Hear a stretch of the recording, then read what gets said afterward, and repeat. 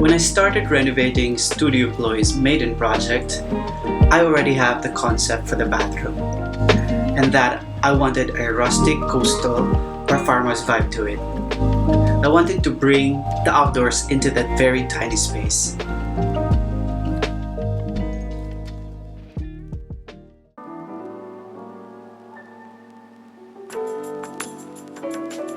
Hello everyone, Gerald here. Welcome back to Studio Ploy. So with the theme I had in mind, I initially painted the whole bathroom with the color green. But unfortunately, instead na magmukha siyang airy and fresh, nagmukha siyang cramped. So I then decided to go back to white. But this time, medyo on the warmer side na siya ng white. So ang ginamit natin is nearly white. Pero abangan nyo yung green na nakita nyo kasi sigurado akong gagamitin natin or magre-reappear sa mga future projects natin. I started the makeover by creating a mood board, which will serve as our guide throughout the whole process. Showing you now the current state of the bathroom. Though may mga upgrades na ako dito like the paint, and then I already installed the tiles all the way up to the ceiling. Mabuti na nga lang that it's not hard to find since I think mariwasa itong ginamit ng developer.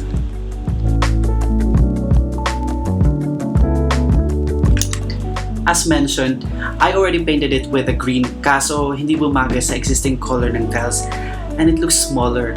It also highlights the fixtures that I don't want to be highlighted.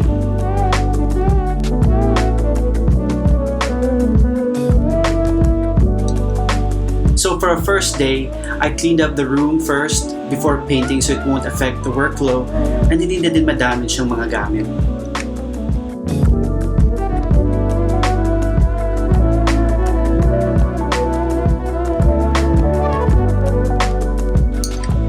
We are going to repaint the whole green part with a flat white since may color itong wall natin. It would need at least 3 to 4 coats of paint.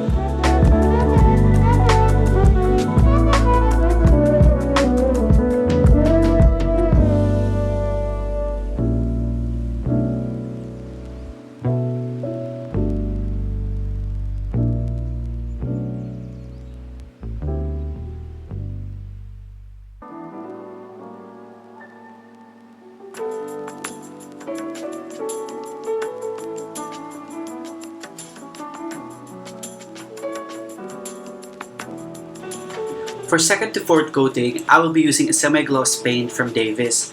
Of course, with my fave shade ng white, the color name by the way is Nearly White. Medyo may pagka-warm ang color na to ng white.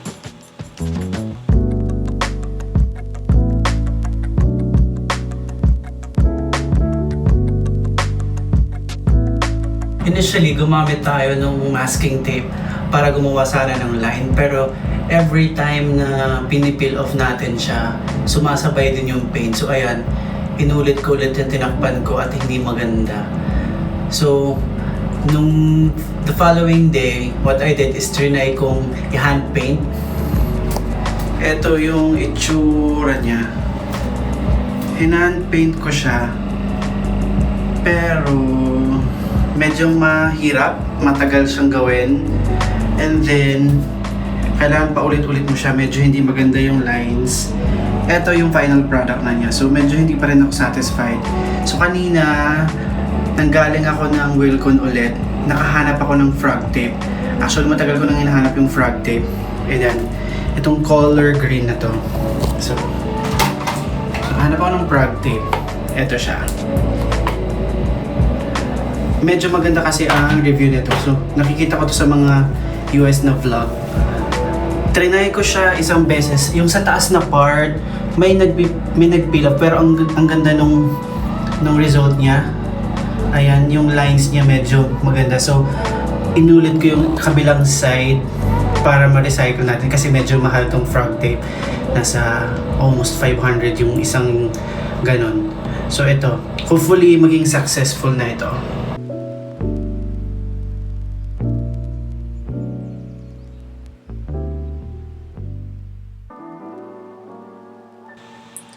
The color I'm using for the lines is light gray. Kumuha lang ko dun sa nearly white na paint natin and added a little black to it. I used my oil paint brush dito since it's easier and hindi masyadong makalat para ma-reuse natin yung ating tape. Ang ganda nung naging result nung paggamit natin ng frog tape na inulit natin yung kabilang side kaya nakatipid tayo. Kung mapapansin nyo, ang ganda na nung lines na nagagawa niya. I originally wanted to replace the mirror kaso nang hinayang akong sirain, kaya ginawan ko ng paraan. Instead, I made a frame out of aluminum tile trims that you can easily buy sa mga hardware.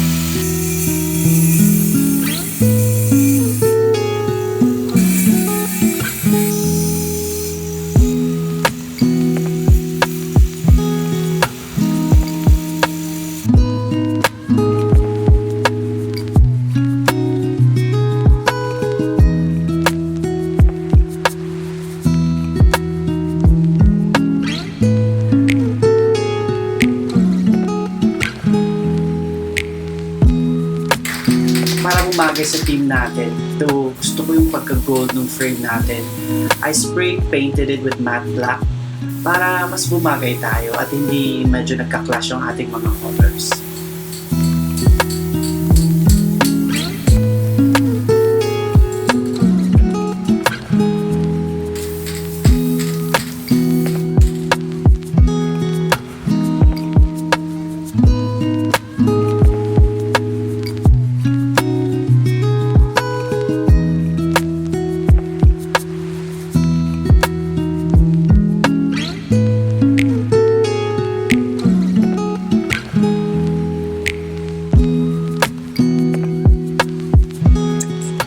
So when the unit was turned over, complete na naman ang basic fixtures ng bathroom.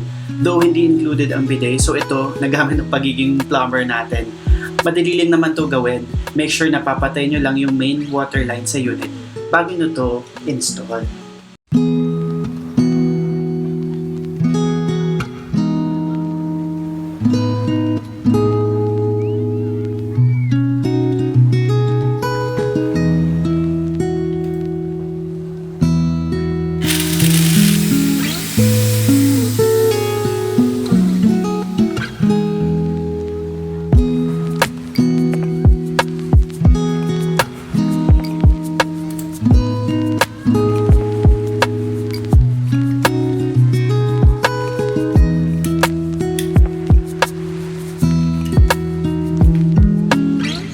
Also added a towel holder which I got from Home Depot.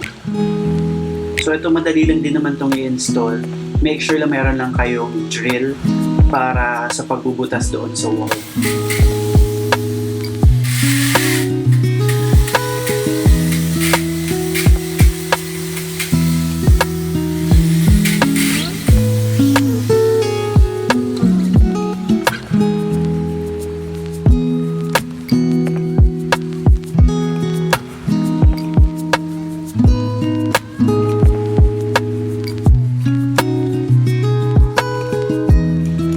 Mapapansin nyo yung floor tiles natin, medyo parang worn out na siya and slippery siya pag napapasa, kaya hindi ko siya gusto.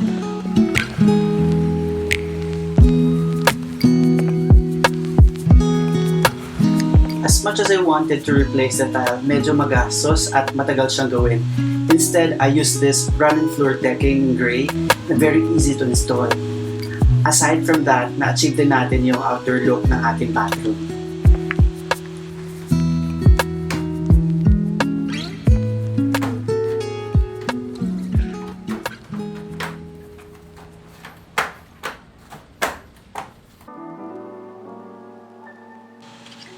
So So I went to H&M Home. Usually parati ako nakakaspot ng sale dito. Sa ngayon medyo wala masyado, pero nakita ko tong native basket na same doon sa inspiration natin.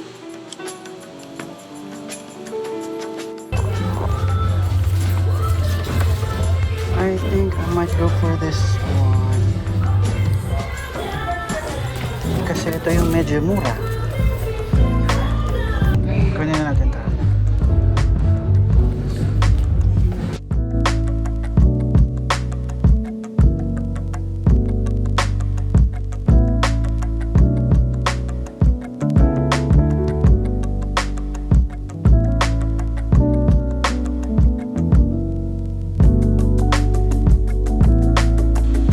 I also went to Wilcon to purchase our light fixture. Bali, ayan, yung isa dyan, yung napili natin para sa bathroom natin. I was also able to purchase some accessories na magagamit natin later sa styling natin.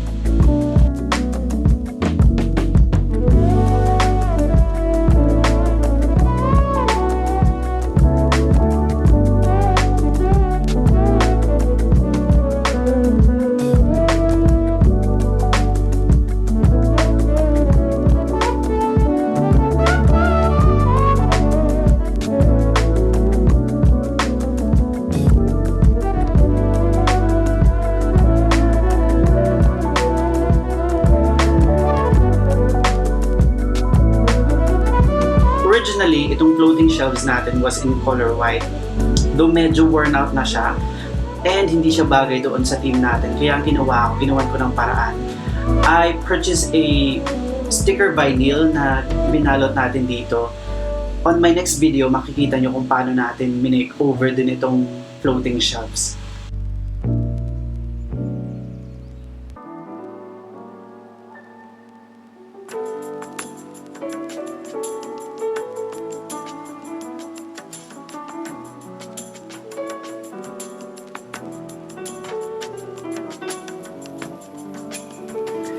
Aside sa maganda siya tingnan, floating shelves can provide storage spaces as well as other storage units but without the use of bulky cabinets.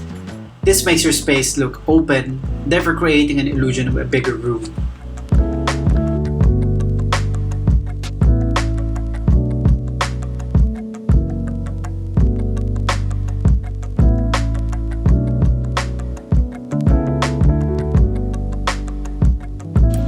I added this towel bar sa ilalim ng lower shelf natin for hanging smaller stuffs na pwede pagpatuyuan lang like face towels.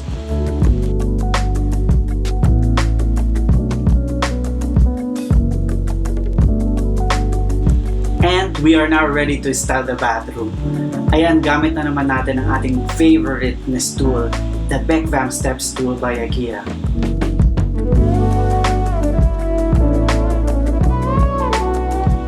Ang ibang accessories naman natin dito, ni-reuse lang natin. Like itong ating trash bin. I think I got this from Makeover.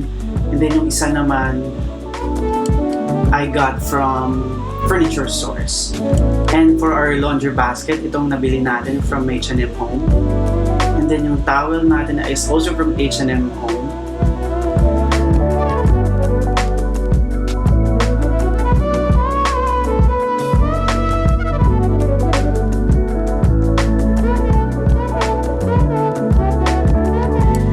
The vase, I forgot, but I previously bought this sa isang IG na store.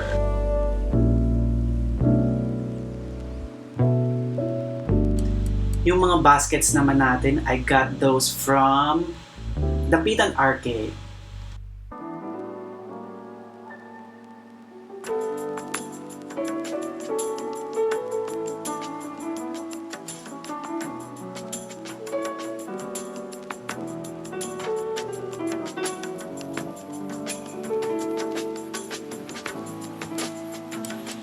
Both itong lagayan natin ng mga toiletries, shampoos, and yung mat are from Ikea. Which I got, by the way, from furniture stores. So for additional na sabitan, naglagay din tayo nito sa ating door para sa mga towels na used or unused pwede din. The floor mat is also from H&M Home.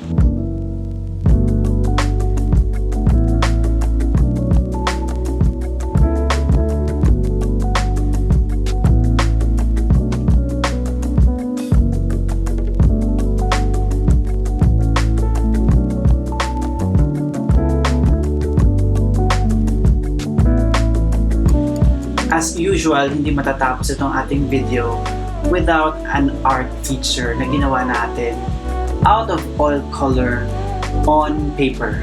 So ito, gumawa tayo ng botanical painting na dalawa para gagawin natin siyang parang gallery wall together with the mirror.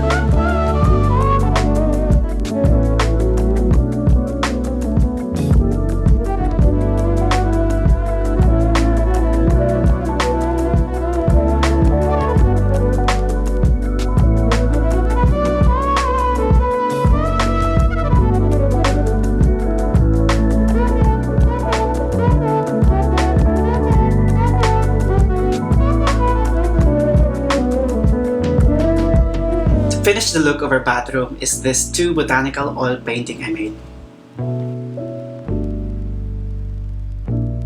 Finally, here's the finished look for the bathroom. I will put a detailed list of all the stuffs I used for the makeover in the description box if you need them. I really hope you all enjoyed this small bathroom remodel and gave you some inspiration and ideas in doing your own bathroom.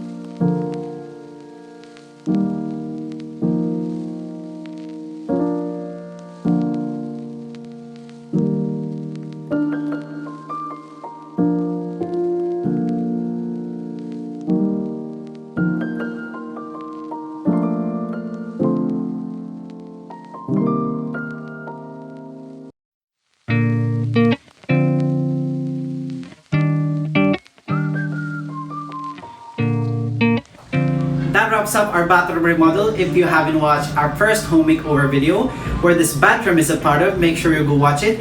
And please stay tuned because we have some exciting projects lined up and it's coming very soon. For more makeover and DIY videos, please don't forget to subscribe. Maraming salamat po.